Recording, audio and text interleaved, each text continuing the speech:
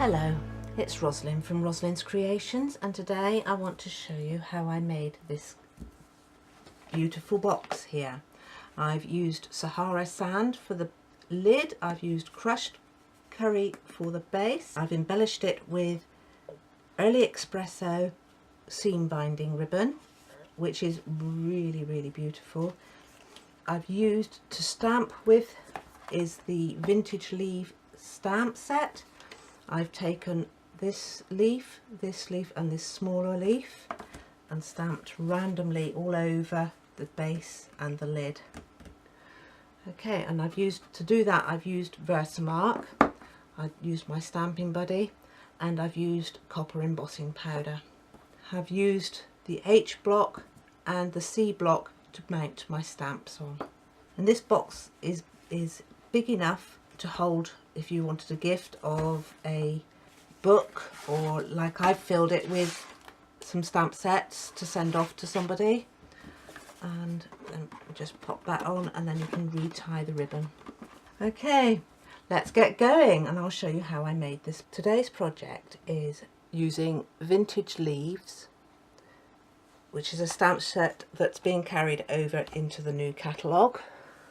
And in this stamp set I am going to be using this small leaf here, which I have already mounted onto my H block, and I've used the other end, turning it over, and mounted this leaf here. And on my C block I've mounted this stamp here. So on the front I'm using this one, and this one. And the cardstock I'm using today is crushed curry and Sahara sand. Okay, the Sahara sand, which will be our lid, measures 8 1/4 by 11 3/4. The crushed curry measures 8 1/8 by 11 5/5. Okay, I am scoring this using my scoreboard. On the crushed curry I am scoring at 1 1/4, and then I'm turning it and doing it at 1 1/4 again. And then on the long side I am scoring it at 5 1/8 and turning it and scoring it again at 5 1/8. The lid I am scoring again at 1 1/4, turning it on the short side on 1 1/4. On the long side I am scoring it at 5 1/8, turning it again and 5 1/8.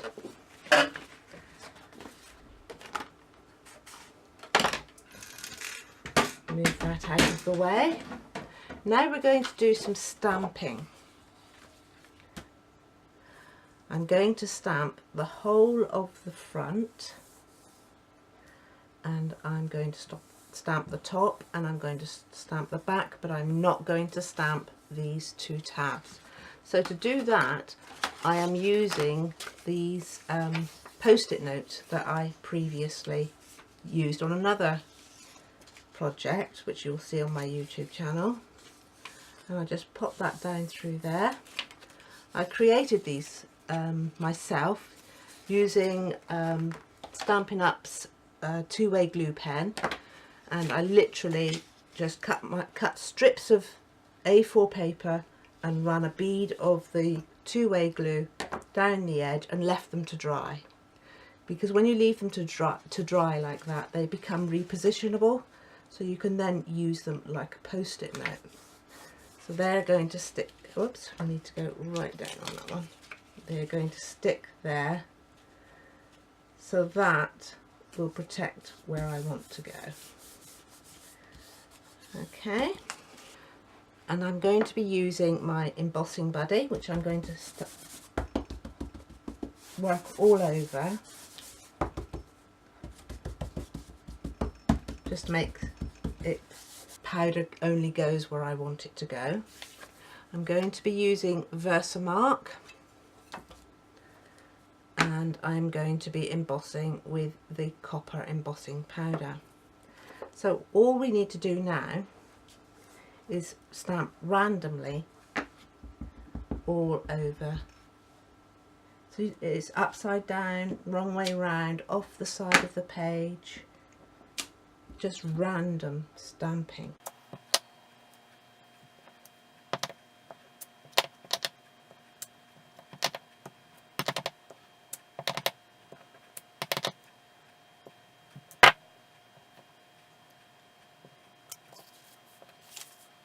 Don't worry about gaps because we have smaller leaves that we can fill in the spaces with.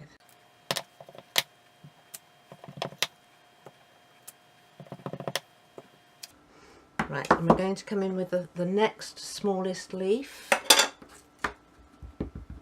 and we're just going to pop that randomly through.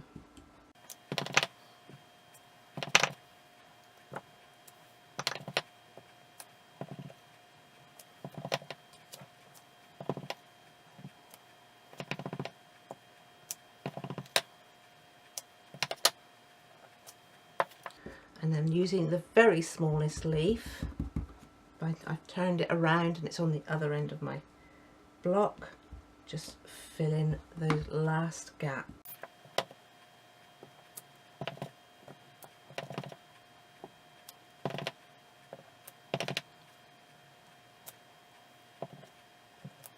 I think we've nearly done it. Let's just put one there. Okay. Move that out of the way. We no longer need the post-it notes, so we can peel those off. And then bring in some copy paper so that we can start popping this embossing powder all over. Just be liberal, pouring it all over.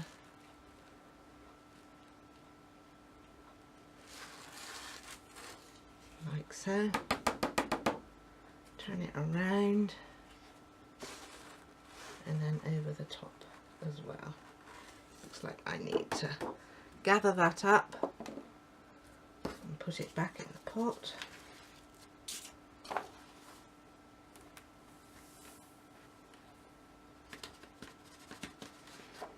As you can see, you barely use any at all, so we're just going to spread it all around on the last bits that need a little bit more. Again, pour it off, and you'll see we've got nice clear sides here and we've got a nice pattern there. I'm just going to get my heat tool after I've put this away, and I will be right back. Okay, now I've embossed all of that using the heat gun, and it's coming out really pretty. I need to do the same to the base. The base, we are just going to, we're not going to do anything on the side. Actually we're going to do something on that side, so that will make that the back. Like that. Again, another piece, we're going to do the same there, mask that off, like so, on the line.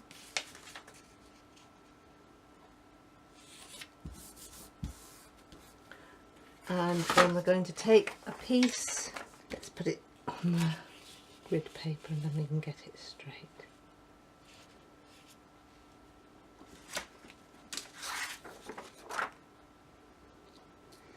Right, I'm going to put this top end down at 1.5 inches there, and it's going to follow up to 1.5 inches there. So we need to come down here 1.5 inches.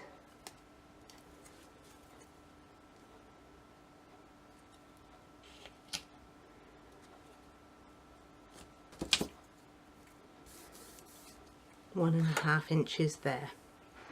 And then we're going to do the same again with this. So we're going to run it over with some embossing baby, just in that small space. And then again, using Versamark,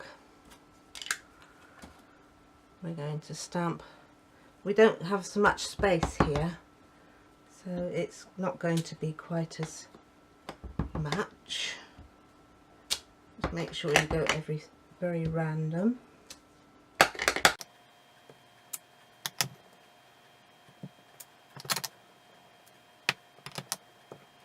Right, and then coming in with the next size down.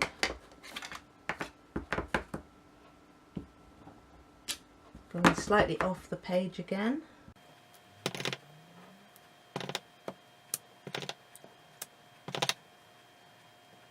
And then turn it over to my other one, which is the tiny one, and just fill in the gaps with that one.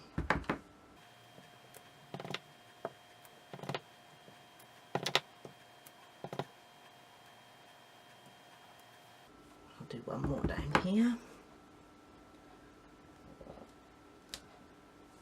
There we are. Finished with the Versamark. Going to take off these post-it notes.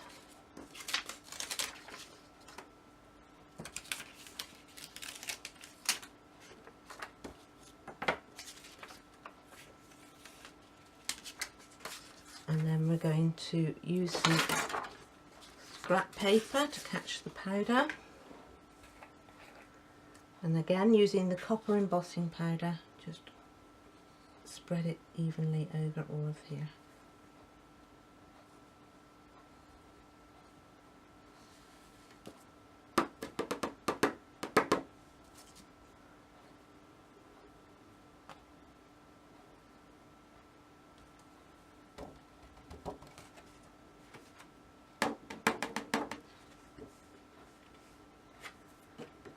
Okay, there's that.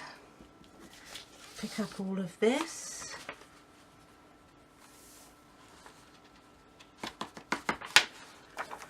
And now we're going to get out the heat gun and do the same to the top, to the bottom. This is the base. So I'll turn on the heat gun and warm it first. Enough of that, it makes a lot of noise. Right, and there we have the second piece. Okay, so now we need to fold and burnish all our lines. So let's find my bone folder. Right, so we turn it upside down. We're going really careful over the stamped images.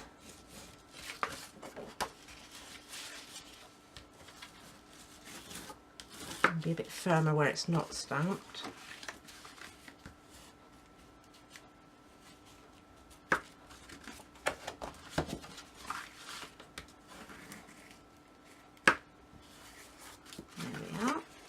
And the lid. No, that's the base. Oh, confusion.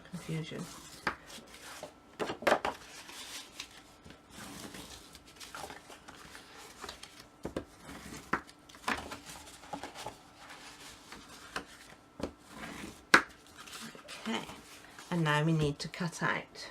All we need to do is cut once in down each side, and then just miter out each side of the square, and then do the same on the other side. We cut down and then miter into the square.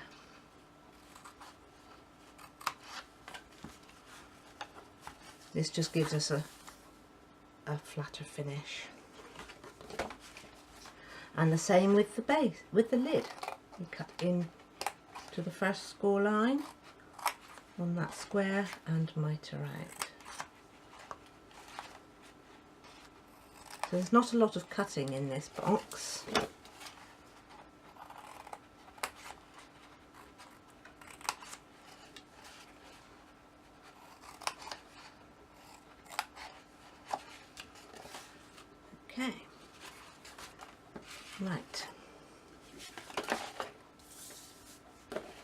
Right, we need to put some adhesive on here. This is going to be the front of our box, so we are going to just put some adhesive strips down through those edges there. Right, so we put one close to the edge all the way down and trim it off, and one in the middle and trim it off. We turn it, we put, you can use all types of different adhesives. You could use fast fuse if you have that, or you could use tear and tape. I'm just using up some old adhesive that I had here. Okay, and then we can put some strips on the other one. So this is going to be our front, so we'll turn it over and we'll put the strips on here. Oops, that's the end. Along that inside edge and along there, quite close to the edge because you want it to seal properly, and turn it round and do the same on the other side.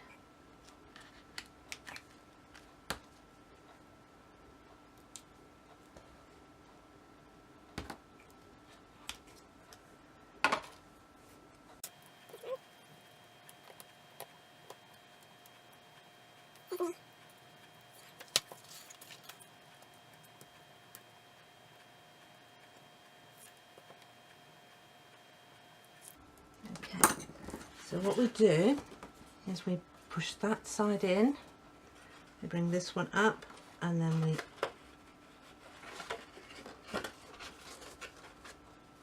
settle it along so that it's square.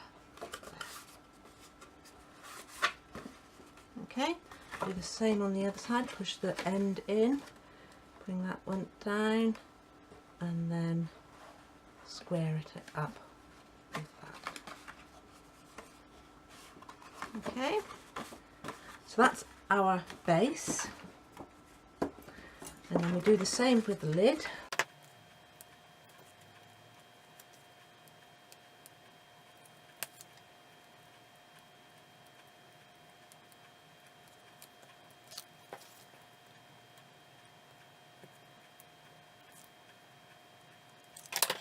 We're turning that one up, bringing that one in, and then this closes in.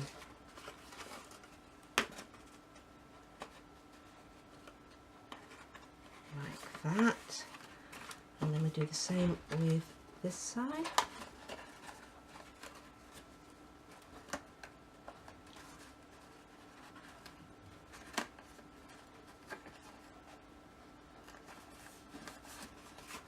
There we go, and we have a box that we can fit together like that, which is a perfect size box for fitting a couple of your stamp sets in. If you wanted to give as a gift, you can use it for books and different things like that. I'm just going to finish it off with some ribbon, and I've got some early espresso ribbon here that I'm just going to finish it off with. If I can find the end, there it is.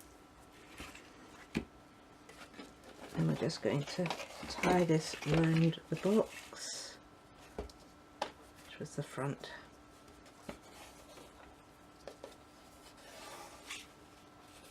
Bring it round to the front and trim it off.